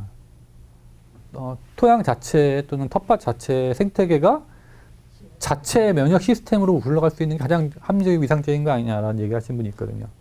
그렇게 해서 농사가 되냐? 그럼 된다라고 하시는 거죠. 예. 그런 것들을 이제 찾아보는 거예요. 10년 하다 보니까 이 사람들이 그것이 일정하게 경험이 축적되니까 이게 이제 생태농업이라고 학문적 영역까지 만들었어요. 쿠바가. 그래서 저쪽을 가장 앞서 있다라고 얘기해요. 예. 보시면 오른쪽 하단 보시면 토양 속에 미생물이 많은 곳에 있는 뿌리와 그렇지 않은 곳의 뿌리와 차이가 뿌리 발육 상태가 다르죠. 예. 이게 이제 우리로 보면 어떻게 되냐면은 예를 들면 옥수수랑 콩을 심어요. 그럼 어떻게 돼요? 옥수수하고 콩은 뿌리를 굉장히 깊고 굵게 내려요. 그러면은 토양이 갈리겠죠. 그다음 수확하면 어떻게 돼요? 그 다음에 거기다 고추나 다른 작물을 심는 거죠.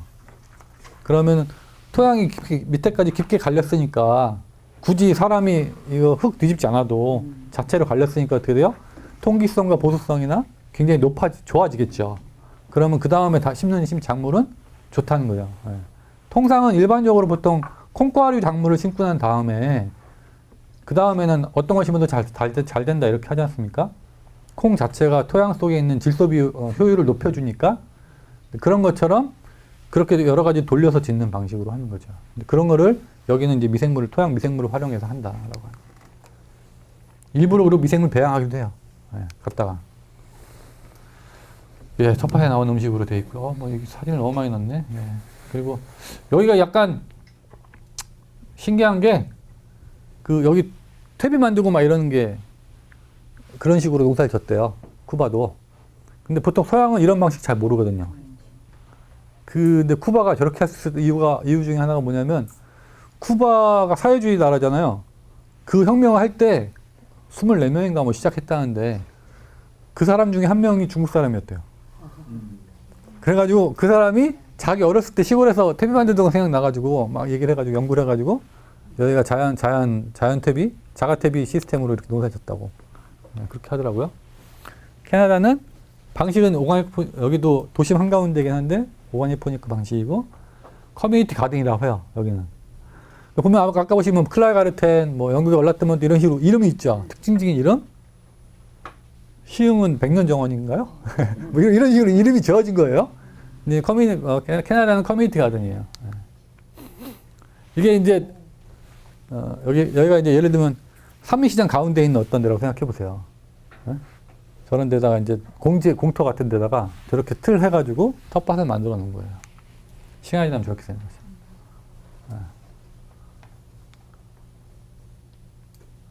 여기 제가 작년에 갔던 여기 미국 여기는 옥상에 있는 브루클린 그랜지라고 8,000평이에요. 옥상이.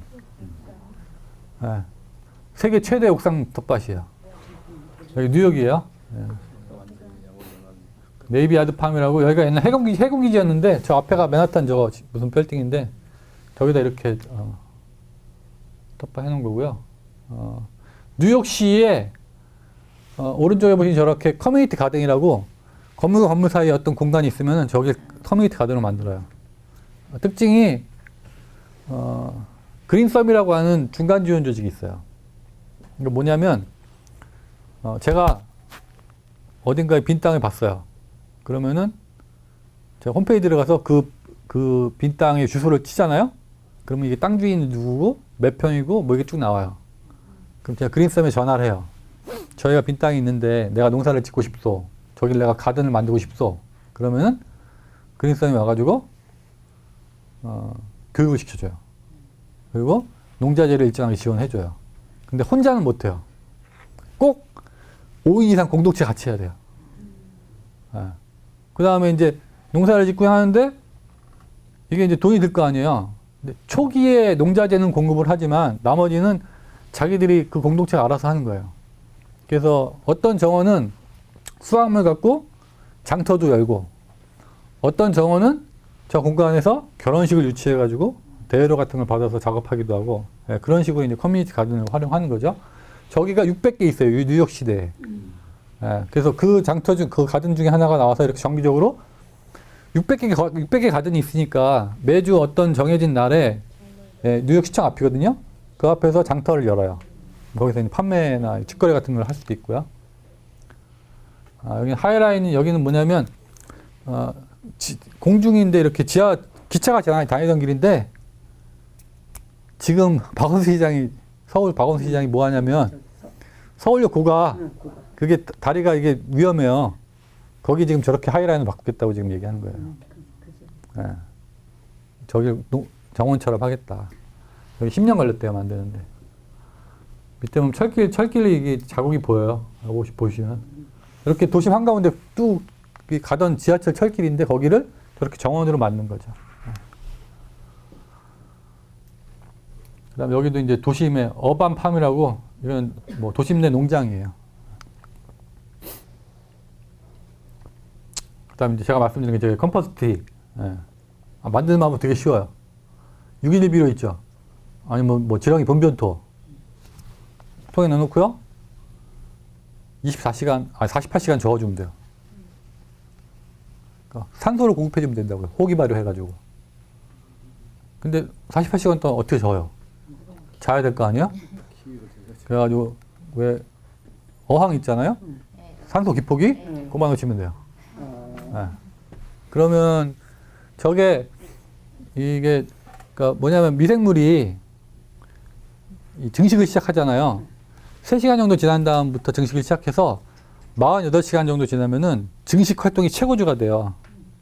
하나가 둘, 넷이 여덟 막 이렇게 쫙쫙쫙 급속하게 증식하는 속도가 48시간이 지나면은 활동이 급속하게 된다고요. 그러면은 저통 하나가 완전 다 미생물을 찾는 데 걸리는 시간이 48시간이에요.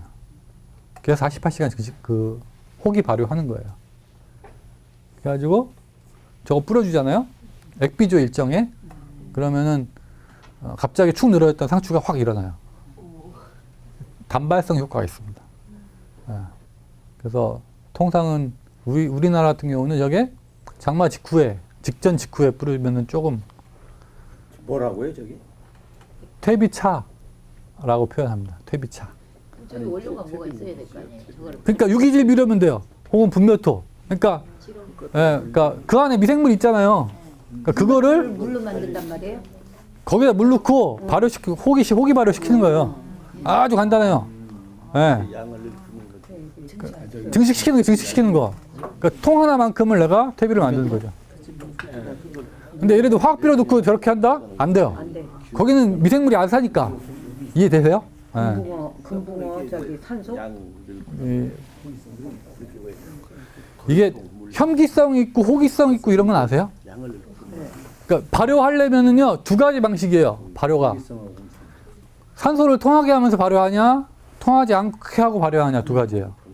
그러니까 통하지 않게 하는 게 혐기 발효고, 통하게 하면서 발효하는 걸 호기 발효라 해요. 근데 통상은 혐기 발효를 기본을 많이들 하시는데, 저거는 호기 발효라 그래서 급하게 쓸 때, 긴급 처방 이런 용으로 효과가 크진 않아요. 예를 들면 탄저가 사람 몸도 그렇지 않습니까? 자체 면역 체계가 굴러갈 거 아닙니까? 사람 몸 안에는. 그죠? 그러면은 제 몸에는 좋은 균만 세포만 있나요? 아니잖아요. 나쁜 균이나 세포도 있지 않습니까? 모든 사람이 그렇잖아요. 근데 제가 병에 걸리는 이유는 뭐예요? 어떤 순간에 제 자체 면역 시스템이 작동하지 못해서 나쁜 균이 발병할 경우에 병이 생기는 거 아닙니까? 그러면은 이 상식적으로 생각해 보면, 아, 그러면 이 병이 발병하지 않도록 내 건강을 일상적인 면역 시스템이 작동할 수 있도록 유지 관리할 수 있으면은, 아, 사람의 생명이 건강하게 살 수 있겠네? 라고 생각할 수 있지 않습니까? 요걸 토양으로 갖고 와보세요. 텃밭으로. 그죠? 정원 속도 텃밭의 토양 생태계가 건강한 생태계로 쭉 유지될 수 있으면 어떻게 돼요? 병이 안 생기겠죠. 근데 예를 들면 탄저가 생겼어요. 병이 왔어요. 그 얘기는 뭐예요? 여기가 탄저로 감염됐다는 거 아닙니까? 이렇게 3년 가지 않습니까? 그리고 뭐 고추 심었는데 탄저 왔는데 그 다음에 또 고추 심으면 탄저가 온다는 거예요. 3년 동안 못 심는다는 거거든요. 탄저가 왔다 그러면 통상. 근데 여기가 탄저가 발병할 수 있는 조건이 갖춰져 있으니까 그런 거 아닙니까? 그러지 않게 하기 위한 어떤 걸 장동하는 건데, 예를 들면 습한 게 오래되면은 균이 발생하기 쉬운 조건인 거예요. 균한테는 굉장히 나쁜 균이 활동할 수 있는 되게 좋은 조건이죠. 우리도 보면 그래서 어떻게 돼요? 장마 때 이렇게 오래되면 어떻게 돼요? 집안에 있는 이불 갖다 널지 않습니까? 살균 하지 않습니까? 혹시라도 그런 걸 발병할까봐. 그래서 이제 그런 것들을 예방하기 위해서 저것처럼 퇴비차를 활용할 수 있다라고 하는 거죠. 저건 그래서 긴급 처방용이라고 하는 거예요. 왜? 자체적으로는 토양 자체 생태계를 건강하고 잘 작동할 수 있도록 유지시켜야 되는 것이 목표고, 그게 혹시라도 안 되거나 어려울 경우에 저걸 통해서 일시적으로 몸을 낫게 한다라고 하는 거죠. 감기 왔어요. 감기가 왔어요. 근데 감기가 있네 딱 느낌이 왔잖아요. 그럼 뭔가 하지 않습니까? 뭐 귤을 먹던 배를 갈아 먹던 뭔가 하실 거 아니에요? 그런 거죠. 그런 처방. 근데 했는데 가행 효과가 있어서 진정이 되면은 다시 원상태로 돌아가는데, 그럼에도 불구하고 안 되는 경우가 있단 말이죠. 근데 어쨌든 그렇게 해서 긴급하게 쓰는 경우를 얘기합니다. 그래서 제가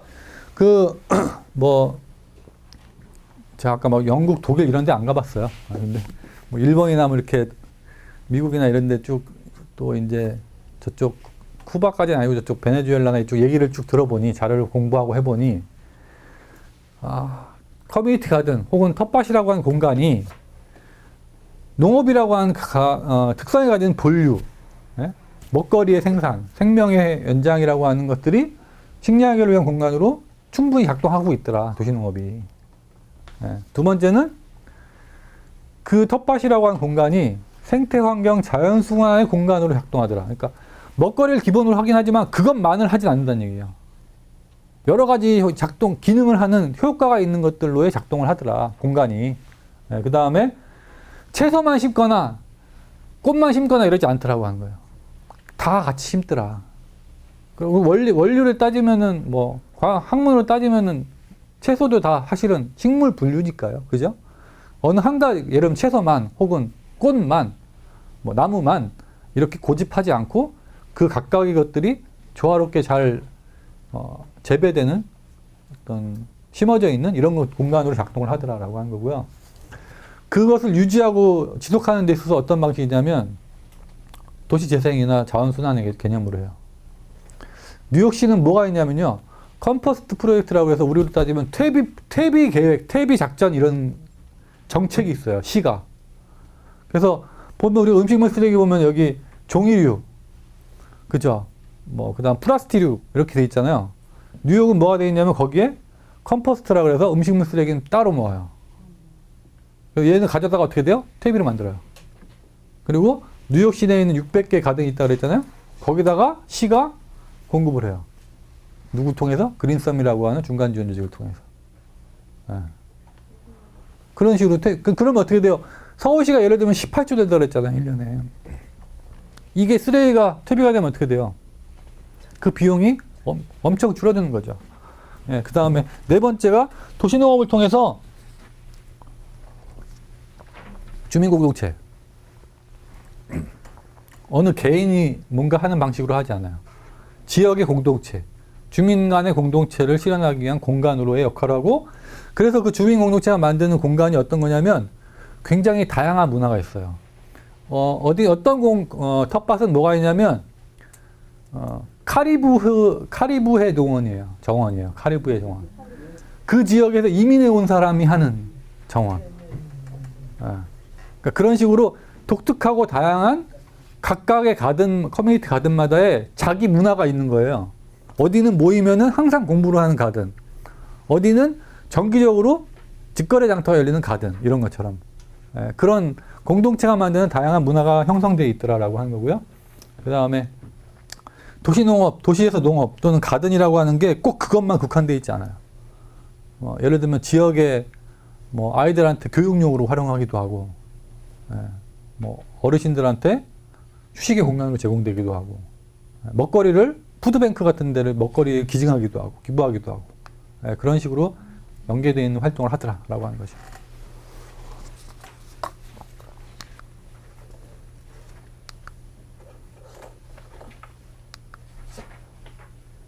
이건 뭐 농업의 기능인데 이건 뭐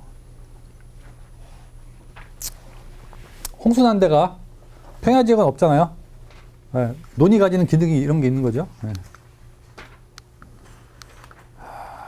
그 다음에 뭐 공기정화, 기후순화의 역할도 하고, 대기정화. 예를 들면 아무것도 없는 공간에 CO2가 이산화탄소 320인데 별을 2개 넣었더니 88로 떨어지고 4개 넣었더니 58로 떨어지더라. 한 평 정도에서 텃밭 또는 식물을 키우면요, 2.5kg의 산소를 만들어낸대요. 그리고 3kg의 이산화탄소를 흡수한대요. 그죠? 그런 기능, 대기정화의 기능이 있더라 라고 하는 거고요. 이건 그런 거죠. 예를 들면 우리나라 전체 논에서 나오는 쌀 생산량을 돈으로 따지면 9조래요. 9조 정도 나온대요. 쌀을 다 수확한 건 모아서. 근데 지금 논이 가지는 다양한 가치라고 하는 뭐 홍수 조절 기능, 대기 정화 기능, 뭐 토양 보전, 기후순화 이런 걸 하면은 뭐예요? 56조네요. 56조. 그동안 우리가 구조만 봐왔다는 거예요. 1000평에서 얼마 나와? 여기서 얼마 나와? 이것만 얘기했는데, 지금은 그것이 가진, 존재 자체로 가지는 어떤 가치, 부여에 대한 것들을 좀 더 넓은 가치를 부여해줘야 되는 거 아니냐. 이 얘기를 하는 거고요. 이건 몇 가지 그냥 국내 사진인데, 왼쪽 아래 같은 사진은 없죠. 대부분 다 아파트 사시니까. 통상은 오른쪽 위에 같은, 서울도 저런 데 많아요. 스티로폼 박스는 뭐 다라이 같은 거 이렇게 해놓고, 저희가 지금 종로구 쪽에 지금 사무실을 좀 구하고 있는데, 거기는 꼭 생강을 심으시더라고요. 거기 계신 주민분들은. 생강이요? 네, 생강. 그거 이제 김장할 때 써야 되니까. 그 다음 통상 고추하고 상추는 항상 있고, 예. 예. 그 어쨌든 일상적으로 모아야 되는 것들에 대한 것도 항상 있는 거죠. 그 다음에 최근에 이제 오른쪽 아래처럼 실내에 이렇게 뭔가 사다 가시는 경우도 있고, 저기는 아예 그냥 베란다 전체를 통으로 좀 돈을 들여가지고 아예 저렇게 하시는 경우도 있죠. 자료에서 항상 그러니까 이 사진을 뭐라고 저희가 표현하냐면 도시동업이 도대체 뭐냐 그러면 도시의 다양한 공간을 활용하는 해서 한다. 그 다양한 공간이 도대체 뭐냐? 보통 우리가 도시에서 농사하자 그러면은 화분이 얼마며 거기 흙은 어떻게 해야 되지? 어디 가서 퍼야 되나? 어디 뭐 대원사 가서 퍼야 되나? 막 여러 가지 생각하실 거 아니에요? 언제 가서 퍼갖고 와? 막 얘기 막 하실 거고. 근데 다양한 공간이라고 생각을 해보면은 우리의 상상력을 동원해보면은 다양한 공간은 도시에 많다. 그런 것 중에 하나가 이제 텃밭이죠. 여기다 지금 저 상추인데 고구마 심는다고 생각해 보세요. 고구마 줄기 몇 개만 넣어놨다고 생각해 보세요. 11월 때 어떻게 돼요? 푸대를 뒤집으면 되겠죠. 고구마 우수수 떨어질 거 아닙니까? 그죠? 그러니까 그런 도심 내의 다양한 공간은 도대체 어디냐? 애 새끼가 공부는 안 하고 맨날 기타 치고 노니까 아버지가 기타를 깨부신 거죠? 그러니까 어머니가 옳다고나고 저기서 이제 흙 담아서 상추를 담아놓은 거예요. 이삿짐 뭐 어디 가니까 뭐 누가 장롱 내놓은 게 있어. 그러니까 저거 괜찮네 싶어서 서랍 갔다가 땅콩 이렇게 심어놓을 수도 있는 거.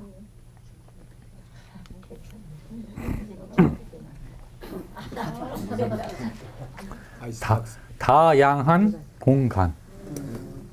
네? 옥상, 베란다, 텃밭 말고 생각을 해보시면 우리가 생각하는 다양한 공간은 도대체 어딜까?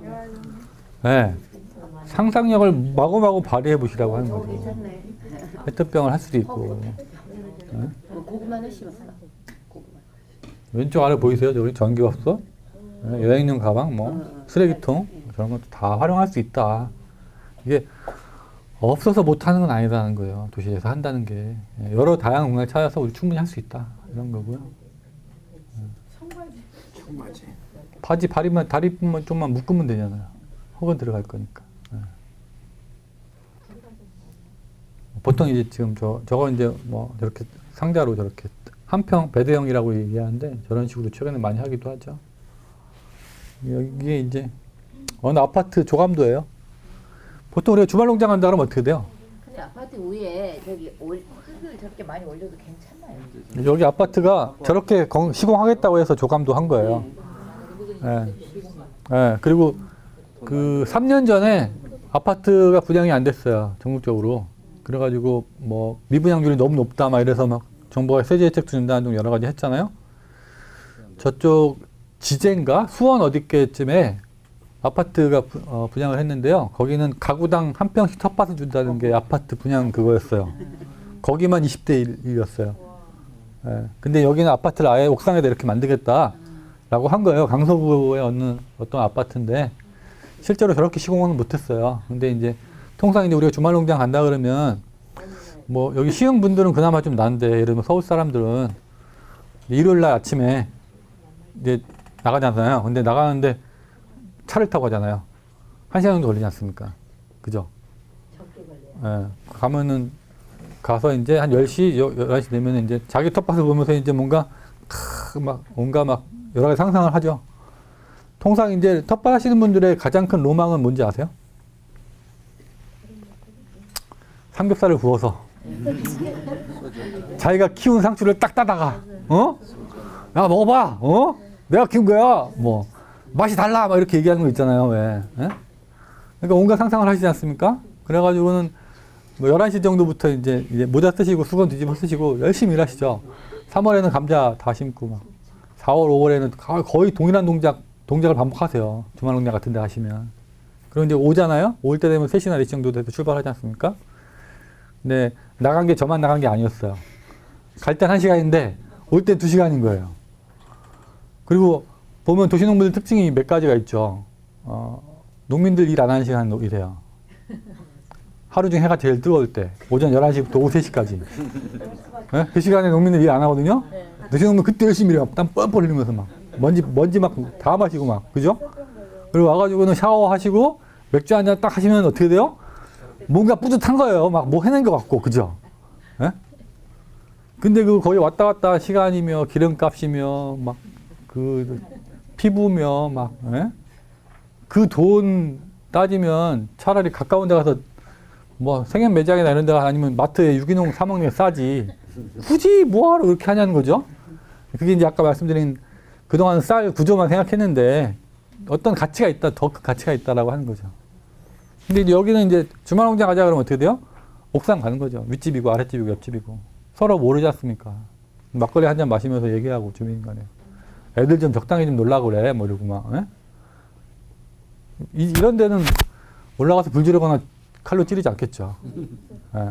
그런 어떤 공동체 만들 수 있는 토대가 된다라고 하는 겁니다. 일단 뭐 제가 그냥 농부학교 때 가끔 말씀드리는 거는 이건 뭐 몇 가지만 말씀드리고 하나는 좀 이거 하실 때 좀 목표를 가지셨으면 좋겠어요. 그러니까 뭐 나는 내가 뭐 취미를 위해서 아니면 내가 일주일에 한 번 몇 시간을 여기서 지내는 것을 내가 또 다른 생활의 어떤 원동력이 되는 것을 생각하시든 뭐든 아니면 먹거리를 하든 그 보면 서울시나 또는 구청에서 하는 주말농장 같은 데 보면은 나이 드신 분들 중에 그러신 분도 있어요. 어떤 할머니는 참깨만 심어요. 분명한 거죠. 참깨만. 어떤 분은 상추류만 심어요. 이런 거. 잎채소류만. 또 어떤 할머니는 파 이런 거. 양념류 같은 거 내가 저걸로 해결하겠다 이런 거죠. 그러니까 그렇게 목표가 좀 분명한 게 좋다. 예를 들면 뭐 텃밭에 고구마만 심었다. 이런 거 어떤 거예요? 이런 분은 내가 텃밭 농사하고 싶지 않다 이런 거예요. 하라 그래서 하기 때문에 어쩔 수 없이 한다 이거예요. 고구마가 이게 건달농사라고 그러거든요. 5월 말 6월초에 한번 심어놨다가 아무것도 안 해도 돼요. 지가 알아서 잘 자라는데 퇴비지면 더 안 되잖아요. 그리고 11월에 수확하지 않습니까? 그래가지고 그거 하신 분은 이제 조금 약간 의심을 해봐야죠. 그 다음에 그 지구상에 있는 모든 생명체는 있지 않습니까? 동물, 식물, 미생물 다 할 것 없이 모든 식물체는요, 생명체는 자기가 먹을 걸 자기가 다 구합니다. 미생물, 식물 광합성 하고요. 동물도 자기가 먹을 걸 자기가 구해요. 그죠? 그게 지구회라고 하는 공간에 사는 모든 생명체의 생명의 원리입니다. 근데 사람은 어떻게 돼요? 자기가 먹을 거를 마트 가서 구해요. 예. 그래서 정원 또는 텃밭이라고 하는 공간을 내가 유지하고 그곳에서 내가 경작을 한다는 것은 생명 원리가 그렇기 때문에 그렇다는 겁니다. 생명체가 원래 그래야 되는 거니까 라고 이해하시면은 좀 더 의미가 부여되지 않을까? 이렇게 생각드리는 거고. 이거는 제가 그냥 팁으로 말씀드린 건데 가운데가 적게자예요. 옆에는 상추고 저는 이제 나무가 없어서 옆에 틀을 안 댔어요. 저거 잡초예요 그냥. 근데 안 뽑았어요. 일부러 안 뽑았어요. 왜냐하면 저걸 잡초를 뽑으면 어떻게 돼요? 흙도 쓸려 나와요. 그죠? 보통 이제 비 오면 흙이 쓸려 나가지 않습니까? 그래서 이제 저기다가 나무를 대거나 벽돌을 대거나 그러면 흙이 쓸려 나가지 않으니까 토양이 유실되지 않죠. 그렇게 하는데 저는 그냥 놔뒀어요. 좀 전에 보신 거하고 여기하고 똑같은 거예요. 같은 날, 같은 시간, 같은 장소, 바로 옆에 이게 붙어 있는 두둑 두 개에다 심었어요. 가운데 적게자, 양옆에 상추. 4월 20 며칠경에 심어놓고 한 달 반 정도 지날 때까지 아무것도 안 했어요. 물도 안 줬어요. 처음에 모종 심을 때 한번 물 주고 안 줬거든요. 차이가 뭔 것 같으세요? 위에 뭘 뿌려졌어요? 네, 오른쪽은 뭐가 덮여져 있죠. 네, 왼쪽은 아무것도 없죠. 네. 저게 오른쪽이 뭐냐면요. 그 연초나 혹은 이렇게 가로수 절단하잖아요. 구청 같은 데 가면 그거를 다 파쇄하는 기계가 있는 데가 있어요. 쭉 싸놔요. 바크라고 그러죠? 우드칩 뭐 이렇게 표현하기도 하고. 예.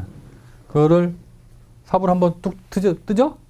그러면은 하얗게 방석균이 싹 보였다가 이제 삽 딱 뜨니까 햇볕 딱 들어가니까 그 하얗게 밀가루 같은 그런 게 쫙 없어져요. 그 사이에 다 죽은 거예요. 햇볕 맞아가지고 열이 싹 올라오고 그걸 쭉 덮어줬어요. 물 한 번도 안 주고. 보통 이게 저거 정원하시는 분, 뭐 원예 쪽 하시는 분들이 저런 거 많이 하시긴 하는데 저는 이제 저렇게 하고 나서 저 위에다가 어떻게 돼요? 감자 껍데기, 양파 껍데기, 뭐 파 껍데기, 그때그때 나오는 음식물, 집에서 나오는 생쓰레기 있잖아요. 그런 거 쭉 주면은 자연적으로 분해되죠. 물 안 줘도 잘 자라요. 네, 예를 들면 텃밭은 정원류, 혹시 글씨가 좀 작긴 한데 땡큐 아메바라는 책이 있습니다. 땡큐 아메바. 아메바요, 아메바. 2008년도에 미국에서 나온 책이고요. 거기는 거기서 퇴비차란 표현을 해가지고 지금 우리나라 퇴비차란 표현을 하긴 하는데 단연생이나 나무를 심을 때는 저렇게 오른쪽에 우두침만 하고 아무것도 안 해도 돼요. 근데 텃밭 채소를 하시려면은 저기에 생쓰레기를 얹어 주셔야지 토양의 미생물이 텃밭에 맞게 변화합니다. 네, 그렇게 해서 키우시면 돼요. 이 보면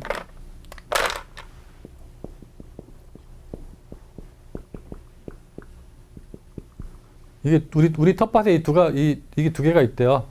이거 말고도 많아요. 여러 가지가 있는데 제일 밑에 가장 많이 있는 게 두 종류인데 나무류는 정원은 이게 많을수록 좋고 텃밭은 얘가 많을수록 좋아요. 네? 근데 통상적인 토양에서의 균류와 세균의 비율은 4대 1이에요. 통상적으로. 일반적으로. 근데 이제 균류의 비율이 높으면 어떻게 돼요? 정원에 있는 식물들이 잘 자라는 거고 세균의 비율이 높으면은 텃밭 채소가 있는 게 잘 자라고. 근데 세균의 비율을 높이는 건 뭘로 하냐? 음식물 생쓰레기로 할 수 있다. 왜요? 걔들은 어떻게 돼요? 양파, 감자, 고추, 뭐 대파 다 어딘가의 텃밭에서 나와 있는 미생물들의 영향으로 성장한 거 아닙니까? 걔가 다시 후로 가면 어떻게 돼요? 그 성분이 다시 후로 돌아가는 거죠. 네. 그렇게 해서 하시는 것이 굳이 내가 뭔가 유기질 퇴비를 사서 돈을 주고 뭔가 하고 이러지 않으셔도 키우시고 하시는데 전혀 문제될 게 없더라라는 것이 저희 단체가 좀 주로 많이 말씀드리는 것 중에 하나거든요. 근데 그런 식으로 하실 수 있을 것 같아요. 네. 네? 최적의 비료네요. 굳이 그쵸. 뭔가 외부에 투입을 하지 않고도 자체 순환할 수 있으니까. 예. 그러면은 그럼 여러 가지 장점이죠. 예를 들면 오줌 퇴비 같은 경우는 물 한 번 내리는데 뭐 18리터 든대잖아요.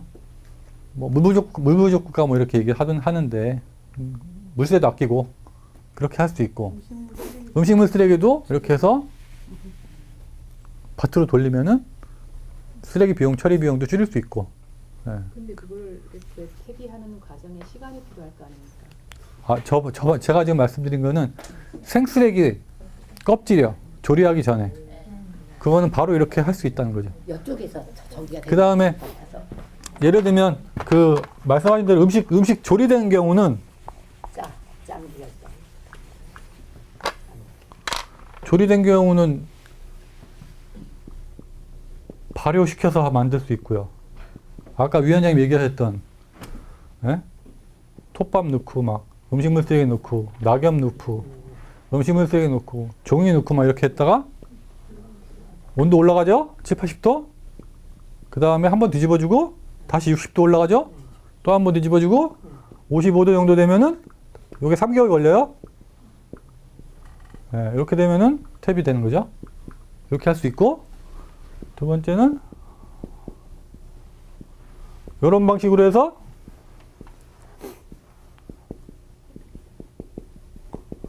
꽉꽉 눌러요. 밟으시라고요, 막. 공기가 안 통하게. 그리고 딱 한 달 정도 딱 놔두시면 어떻게 돼요? 여기서 열이 쫙 한번 오르잖아요? 예. 네. 그러고 난 다음에 얘를 저렇게 위에다가 뿌려주시면 요것도 쓸 수 있고 요건 한 달 걸려요. 얘는 이렇게 넣고 막 뒤집어도 돼. 흙 밑으로 뒤집어도 되잖아요. 얘는 넣고 흙 뒤집으면 안 되고 표면에다가 그래서 이제 나중에 얘가 서서히 분해되면서 이 안에 있는 성분이 흙 토양으로 들어가는 거고 세 번째는 액비료 액체 비료 음식물 쓰레기 넣고 물 넣고 미생물 넣고 당 넣고 쭉 아까 그 기폭이 48시간이었잖아요. 요것도 3개월 여기다 물 넣고 해가지고 발효해서 쓰시면 되죠. 그렇게 세 가지로 쓸 수 있어요.